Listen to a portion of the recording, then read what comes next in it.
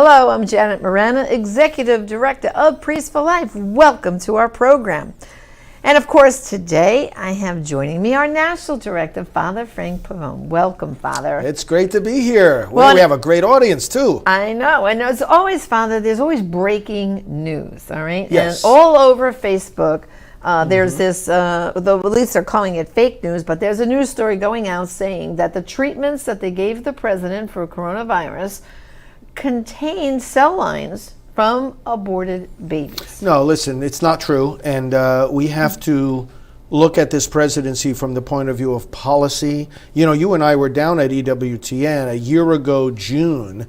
It was when we got the announcement out of the President's Department of Health and Human Services that they were terminating the payment of contracts that involve research projects utilizing the tissue from aborted babies. Right. And they applied the law to that. The president, in other words, enforced and utilized existing law, took executive action.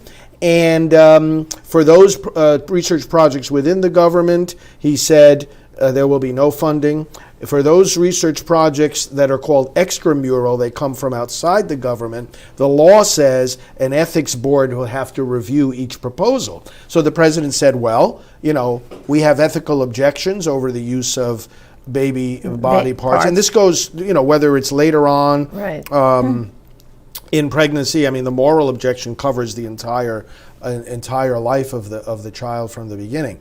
And so what they did was they just recently, as some of our viewers might know, they gave a status report on the enforcement of this policy. And they said there were 14 research projects presented to the government from outside.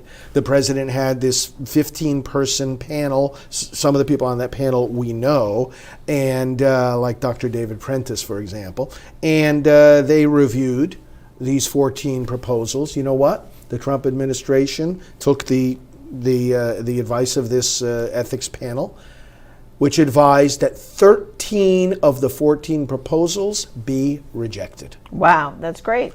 And it was for the very moral reason that the president put forth. We don't want to use babies' bodies for medical research. That's a Nazi Holocaust idea. That's right. Not an American idea. So this fake news story broke today. Like I said, it's all over the place. And good friends of ours at the Charlotte Lozier Institute, they researched it. And there's if everyone subscribes to Life News, they have a full article and all the research there, and they're a very reliable source. Well, they're a pro-life research arm of the Susan B. Anthony list. They're friends, are all friends of ours and colleagues. The point is that, look, we have to develop a habit of thinking here, because it's a little bit disturbing when we say, you know, oh, well, you know, it's all over, you know, all people are talking about all over social media. You know, sometimes we just have to pause and take a step back and say, wait a minute, we know this is a pro-life administration. Like, you got to start with that. We know this is a pro-life administration. So if we're hearing something like this, you know, take it with a grain of salt, or maybe a whole salt shaker worth of salt. And take a step back and listen. You got to judge. Like, one of our viewers was just giving us a beautiful comment. We posted it on the screen during the intro. I think it was Deanne Miller saying, you know, there she is. Policy over personality. That's right. Facts over lies. That's what we're talking about here. We're talking about fact checking. You know, when you hear something, do you check the facts, And do it with the starting presumption that, listen, we know this president is against all these unethical things. It's the same thing. I was on the phone with some of the people in the administration about the development in Operation Warp Speed, of the COVID vaccines. Now, whether people are going to use vaccines, we know that's a problem for some people in conscience. Well, it's a big problem for Kamala Harris. There, you know, she's not going to use it because she calls it a Trump vaccine. We're going to get it. We should get. We're going to get into that in a minute. But the point is that I'm making is that the No. People have to understand that they're not using the stem cells for that. They're not. And so these are being developed in ethical ways because the president is committed to that. He's committed to the ethical ethics in medicine and pro-life Exactly. ethics. Well, Father, I think we have a question here. If you could read it. This is from, it says, hello, can the president get local government to please treat people earlier when they get COVID? Well, okay. So now what we know from the president is two things. That first of all, he was just talking again the other day on a little video that he made. He said, it was the fact that he got this virus, which, any sane and decent person doesn't wish anyone to get the virus, although we know that some people on the left are not sane and they're not decent. I know. But the point is that he said, this was a blessing in disguise. Because here this is the top person in the world, when you think about it, fighting this virus. Right. The top person in the world. And he said, now I understand it better than ever. And now I have more confidence fighting it better than ever. And the treatment that he got was so effective. He's got the military now helping in the distribution of dosages around the country of these effective medications. Right. So in answer to our questioner, we know two things. Number one, that the president, as he has been doing throughout this crisis, throughout this pandemic, mobilizing government like never before. Absolutely like never before. The Congress created a report. They issued it just a week ago today on the coronavirus response from the government. Not a very, very lengthy document, but a very detailed one showing that there are many different plans that have been instituted. There's a different plan for each aspect of fighting the virus. So there's a plan for the distribution of medications. There's a plan for the development of the treatments. There's a plan for the reopening of the schools. We're using the input of 97,000 pediatricians. There's a plan for all these different things. So people that want to blame the president, not that our questioner is not doing this, but people who want to blame the president, you didn't do good enough with this. He's relying on tens of thousands of experts. He's not doing it all by himself, in his room with a pen and pencil and paper. The point I'm making, the second part of this, though, so he's distributing very quickly the medications for this, as he's been doing right from the beginning, whatever's been available. But here's the second thing, because our questioner talked about local governments. Right.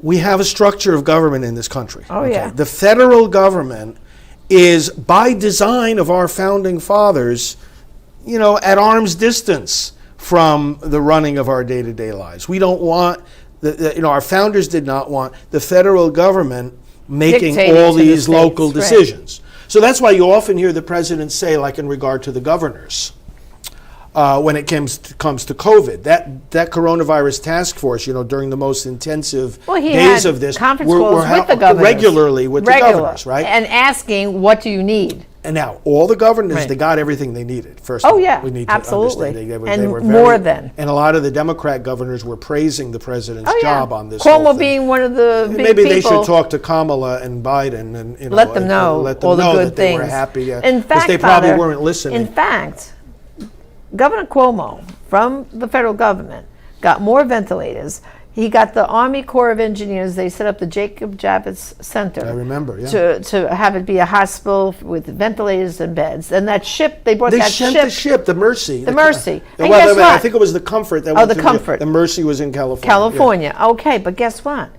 Not one person ended up in a hospital bed in the Javits Center, yet Cuomo said COVID patients back to nursing homes. So you know what I'm trying to say? Like, no, he fumbled. He fumbled the ball. But the point is, and so the point that we're making is that the president, the federal government, stands ready to help. Right. Whenever a state needs the help. But the president doesn't govern the state, the governor does. Right. Now, it's the same thing with, so like he's often said in his remarks, he said, listen, I've told the governors, they need to ask me. They need to come to me for help. And during the worst of the COVID crisis, which now, thank God, is behind us, the worst of it is behind us, the fact of the matter is that that they did go to him for help, and he provided the help. Now, it's the same thing with the riots that broke out then in the cities. Oh, that was the exact same thing. The same phenomenon of local federal government. He was saying we want to come in. We'll come in with the National Guard. We'll come solve in the with situation. our special forces. He said, we'll fix it in half an hour. Right. We'll have Homeland Security, you name it, we'll bring them in there. But he says they have to ask me. They have to ask. And of course, in Seattle, they're still creating trouble over there.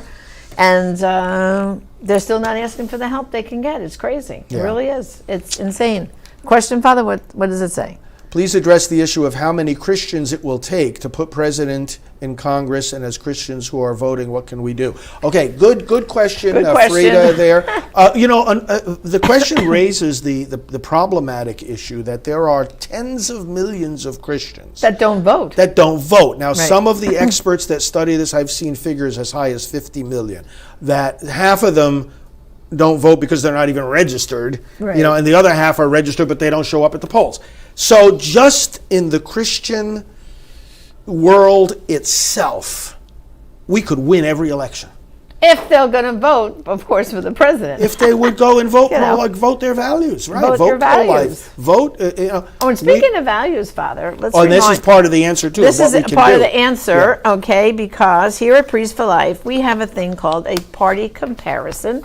See, brothers and sisters, and it compares the Republican and Democratic Party. Now, these are excerpts from the party platform, and so we take 6 issues, which that's what makes it 501c3 friendly. We have a legal letter from lawyers saying this is okay to give out in churches and nonprofits. But the issues we have here are human life, Planned Parenthood, judges, education and school choice, sex education, and foreign assistance. Quotes right from the party platform, and on the other side, it's in Espanol.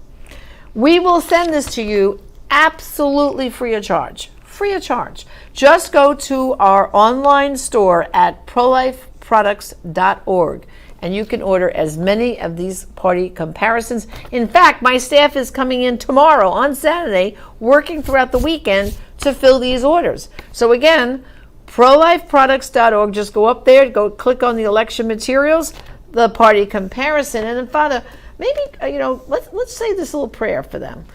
This is our election prayer card. Tell them about our election prayer campaign. Well, and this goes back to our questioner, which is a very important question. What do we do to get these Christians involved?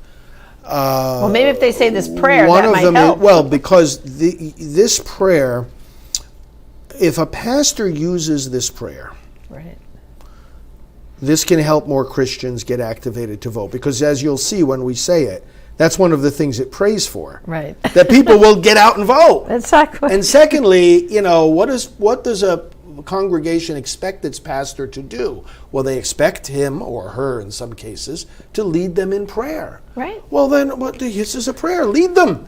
And if you get them praying about the election, you got them thinking about the election. You got them thinking about the election, maybe they'll do something about the election. So that's our hope with this prayer campaign. So we'll send you these cards and give them to your pastor, and we'll say the prayer together. Yeah, absolutely. Let us pray. Oh God, we acknowledge you today as Lord, not only of individuals, but of nations and governments. We thank you for the privilege of being able to organize ourselves politically, and of knowing that political loyalty does not have to mean disloyalty to you. We thank you for your law, which our founding fathers acknowledged and recognized as higher than any human law. We thank you for the opportunity that this election puts before us to exercise our solemn duty not only to vote, but to influence countless others to vote and to vote correctly. Lord, we pray that your people may be awakened. Let them realize that while politics is not their salvation, their response to you requires that they be politically active. Awaken your people to know that they are not called to be a sect fleeing the world, but rather a community of faith renewing the world. Awaken them that the same hands lifted up to you in prayer are the hands that pull the lever in the voting booth, that the same eyes that read your word are the eyes that read the names on the ballot, and that they do not cease to be Christians when they enter the voting booth. Awaken your people to a commitment to justice, to the sanctity of marriage and the family, to the dignity of each individual human life, and to the truth that human rights begin when human lives begin, and not one moment later. Lord, we rejoice today that we are citizens of your kingdom. May that make us all the more committed to being faithful citizens on earth. We ask this through Christ our Lord. Amen. So that's the prayer campaign. Electionprayer.com. is the website. And of course, like I just told you, go to prolifeproducts.org. When you order the comparison guide, you can also order those prayer cards. We'll send them, stacks of 100, as many as you need. Get them out to your church and just all the people you know. Well, Father, we have a question here from Iris, and she says, I can't understand how people can be Catholic and vote pro-choice. What can she say to them? Oh, boy. well, first of all, I don't understand how you can even be human and vote pro-choice. I mean, it's so... Well, first, it's right, Father. It's a human rights issue. It's violence. Right. You can't...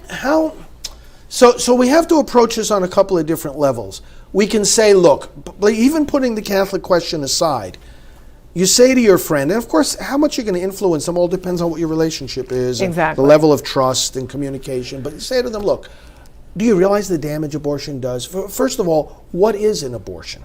Because a lot of people, the word has lost its meaning. So you go to lookatabortion.org. That's one of the, we know. It's one of the most powerful things. Look at the pictures. Lookatabortion.org.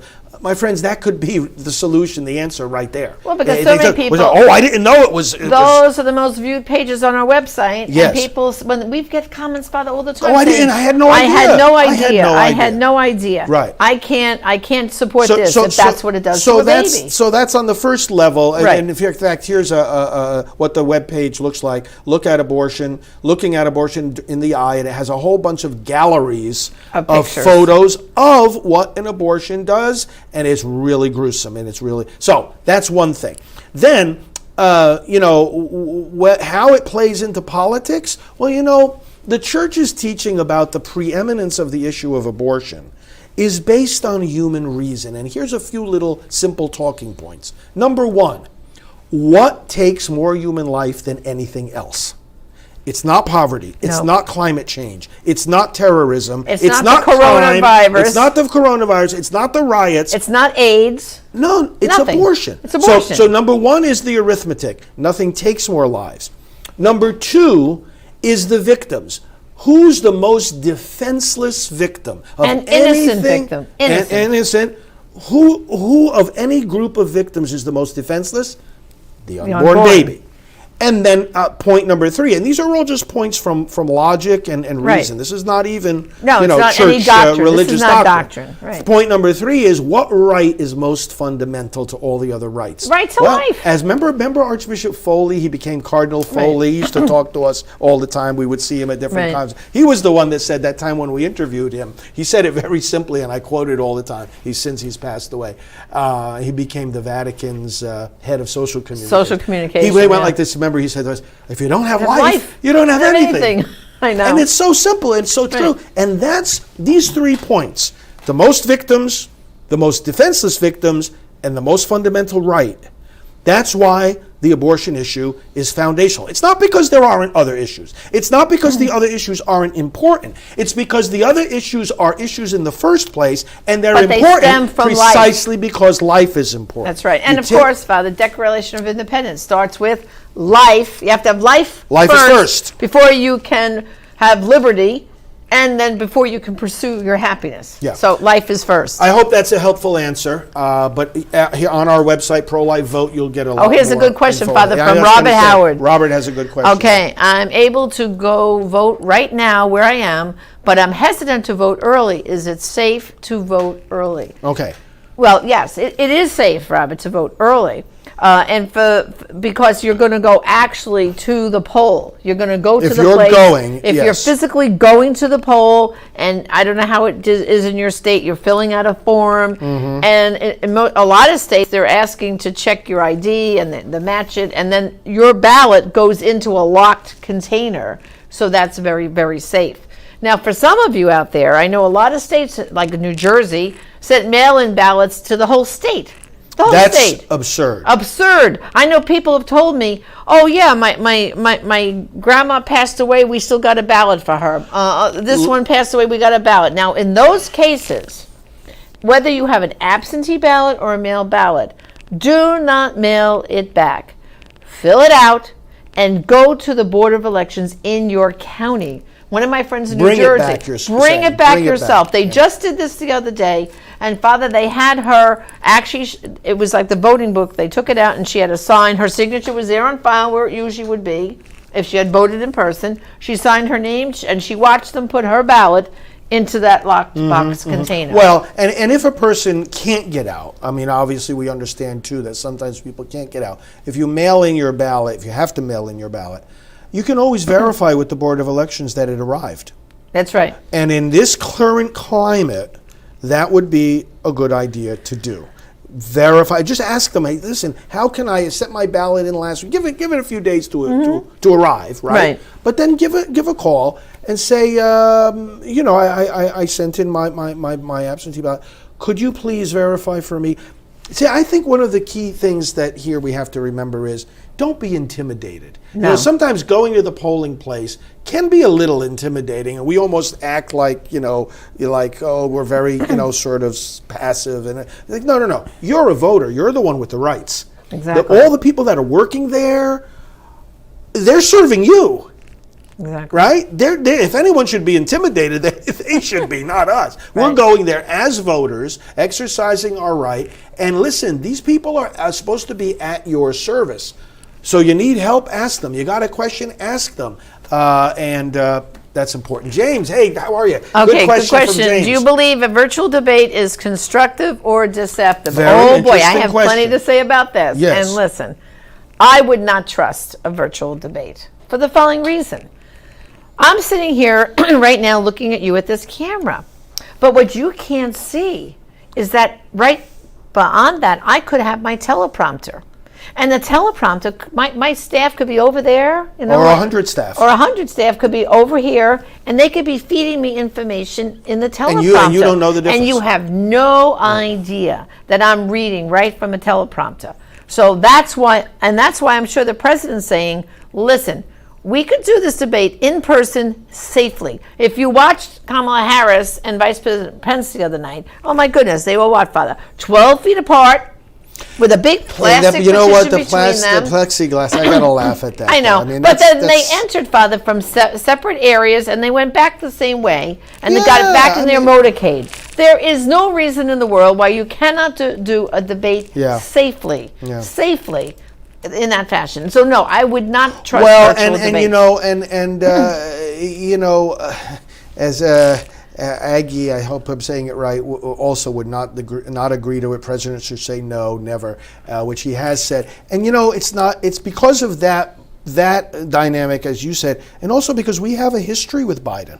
Right. We have a history of all kinds of evidence of how he is fed questions and prepared for the questions, and it's scripted and it's played and it's like.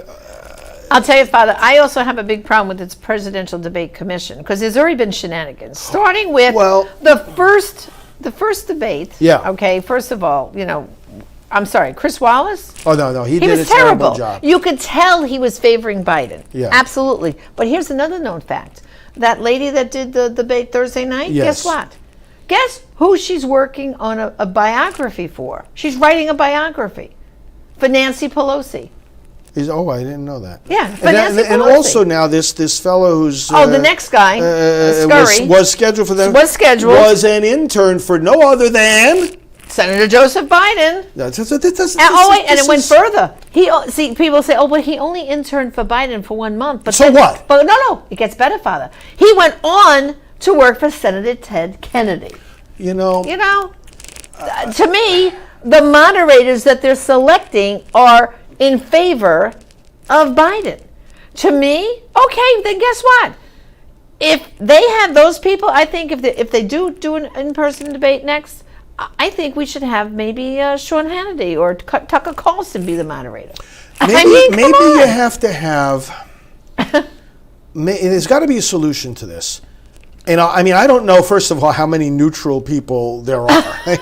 First of all, I don't know if that's a reality. But secondly, let's say it's not. Well, then maybe you need to have two moderators. Two moderators, okay? Yes.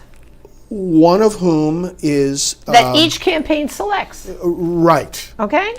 And they have equal power, so to speak. Yes. In other words, that each this would be a good model. I'm just thinking of this now. Suppose you had two moderators, okay, each of them of a different leaning. Okay? Right. And each moderator has the right to follow up on what the other moderator asked.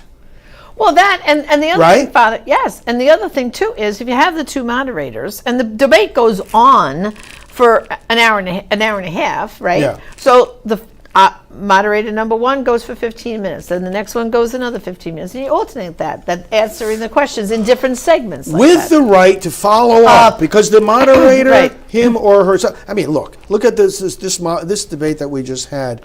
I mean, oh my goodness. First of all, some of the questions were like not things the American people are concerned about, and they were theoretical and speculative.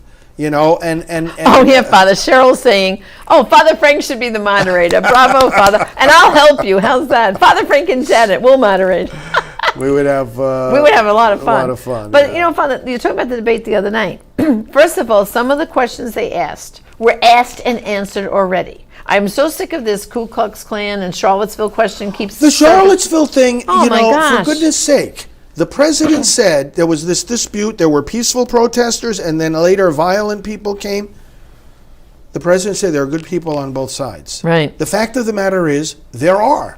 Right. He's talking about the peaceful people. Right. He made it clear he was talking about the peaceful people, and he made clear that he condemns the violence. I mean, first of all, how can anyone assume otherwise? Right. It's blatantly judgmental. It's calumny. It's slander. I mean, anyone in their right mind, you don't even think otherwise as a starting point than that the President of the United States would condemn violence. But this story it goes on and on. And this shows the ill will of the Democrats. It's definitely ill will. It's ill will of the Democrats. But it was ill will, too, of the moderator to even ask the question. The question, it's a moot point. It's a closed case. See, I think Vice President Prince said, asked and answered already. Next question. Mm-hmm. You know what I mean? Mm-hmm. But the other thing I thought was very funny, right at the beginning when they got into the coronavirus, and Kamala so proudly sat there going, and Joe, I mean, she kept calling him Joe. Joe and I, this is our plan. La, la, la, la, la, la, la. She listened. And then Vice President Prince goes, oh, I think that's plagiarism, because that's what President Trump and I have been doing. You're taking stuff, you're telling us, well, yeah, but you know this what? This is our playbook. This is what we've been doing. If you remember, during the height of the coronavirus, right? We were hearing, oh, well, Joe Biden, every once in a while he would peek out from his basement and say, oh, well, the president should be doing this, or like he should. At one point, he said he should invoke the Defense Production Act. He had already did it. It was like Biden wasn't too busy in his basement not paying attention. He wasn't paying attention. But let's repeat what Pence said the other night, back at the end of January, when the president boldly said, that's it, all travel to China banned, no more incoming flights, no one from China can enter our country. Right. And Biden called him a xenophobe. He said it was xenophobic and hysterical. What? Pelosi went to Chinatown and said, these people are just... They're ridiculous. Well, listen, I'm going to let you take the rest of the questions, because I actually have to jump on a call with the... this lady wants to know, how can she sign up to be on the prayer call? How can they sign up to be Catholics for Trump prayer calls? That's what she's asking. Oh, that prayer call? Yeah. Catholics for Trump? Catholics.donaldjtrump.com right. is the little website for you can sign up on the website, Catholics.donaldjtrump.com, or you can text the word Catholic, singular, Catholic, to 88022. 88022. Maybe we can put that on the screen. But those are the ways you would sign up. But in any case, I am going to go on a call with the campaign right now. So I'm going to let you continue with the questions. Thanks, friends. It's great to be with you. But Janet's going to continue, so stay with us. Okay. All right. Well, while Father scurries past my camera now, I just want to check with our director over there. If I missed any questions, are we all good? All the questions have been answered?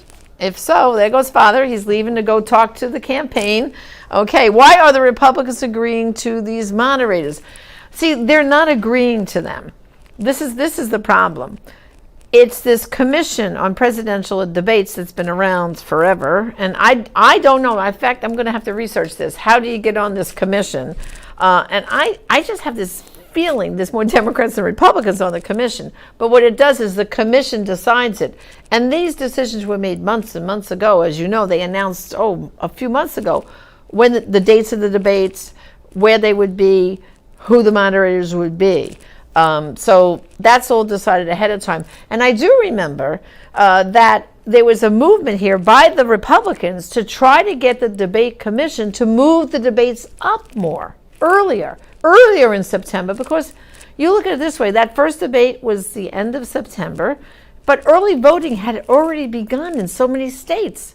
And it's almost crazy. When those dates were first established, like, we'll have the first debates at the end of September. Well, that's when most people went to the polls on Election Day. But the dynamic, even before coronavirus, has changed so much. Like here, our office is in Florida. Early voting starts some date in October.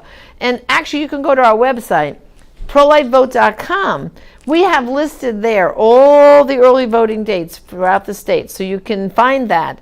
And you can see when does early voting begin in your state. So in fact, what we really need to do is, I guess, flood that commission between now and the next presidential election with the demand almost. Start the debates right after Labor Day weekend, because the conventions are always in the summer. Traditionally, the Democrats always have their convention in July and the Republicans in August. Of course, this year, because of the coronavirus, they got pushed back even later. But really, those debates should start the very first week in September, because of so much early voting starts. Like I said, so many states, they were saying, I think the other day, almost millions of people have already voted, and you only had one debate so far. So I think there really should be more than one vice presidential debate, because the vice president does play such a crucial part in the White House and in the administration. But right now we have to pray. And that's what we have to do above everything. Remember the election prayer card that Father read. I'm going to remind you one more time, the election prayer card. And, of course, the party comparison. These are great tools. Like I said, my staff is working every weekend and evenings here to get all the materials out. Just go to prolifeproducts.org. Click on the thing that says election materials, and we'll send them out to you free of charge. We just got to get this moving. We got to get the truth out there. And I think I have another question here. It says, I'm tired of the Democrats hiding their racism towards our black brothers and sisters. How would Trump bring to light the racist history of the Democratic Party circa the 2010s? I don't know how they would do that per se. But the easiest thing right now, what you can get the truth out about, is someone like Kamala Harris and the whole Democratic Party. They are funded, their elections, by Planned Parenthood, all right, funded. And as we know, Planned Parenthood targets the black community. There are more Planned Parenthoods in minority communities than out in the suburbs. So I would put a direct link between the Democratic Party and their support of Planned Parenthood. In fact, the party comparison that I was telling you about, we have that here. We have Planned Parenthood right here. And here, the Republicans' policy is the following, right from the party platform. The Republicans say, we oppose the use of public funds to perform or promote abortion or to fund organizations like Planned Parenthood, as long as they provide or refer for elective abortions or sell fetal baby body parts rather than provide health care. Now, the Democrats say from their party platform, we will repeal the Title 10 domestic gag rule and restore federal funding for Planned Parenthood. So the Democratic Party, they are in bed with Planned Parenthood. Planned Parenthood puts a huge amount of money, not just into the presidential campaign of the Democrats, but into the Senate and the House races. So this is a great eye-opener. It's our party comparison. Go to prolifeproducts.org, and we will get that out for you. Do we have any more questions? No? Okay, great. Well, you know what? Thanks for joining us. And next week, I've got a great lineup. On Monday, Columbus Day, I'm going to have Father Giacomo Capoverde. We're going to reflect on the real meaning of Columbus Day, but then we're going to talk about all these attacks on people being nominated for judges in the Senate Judiciary Committee, and they're picking on people for being part of the Knights of Columbus. And Father Capoverde is from Rhode Island. He's a Catholic priest from Rhode Island, and we're going to take questions from you, and we're going to hear from him. How does he and his bishop deal with these pro-abortion Catholic politicians up in Rhode Island? I'm sure that's going to be a very lively discussion. Then on Tuesday, I'm going to have Brian Kemper from our Stand True Youth Outreach. We're going to give you ideas of how young people can still get involved, even if they can't vote. We've got some ideas for our youth of how you can get involved in the election. Then at Wednesday on this time slot, Alveda King will have some very special guests. And on Thursday, I'm going to have Kevin Burke, one of the founders of Rachel's Vineyard here, and we're going to talk about the exciting news that the Rachel's Vineyard retreat centers and the retreats are beginning to open up with all kinds of COVID guidelines and how they're functioning and doing. And Kevin also has some thoughts about the election that he's going to share. And of course, next Friday, Father Frank will be back with me to take your questions. Those thanks for joining us, and God bless.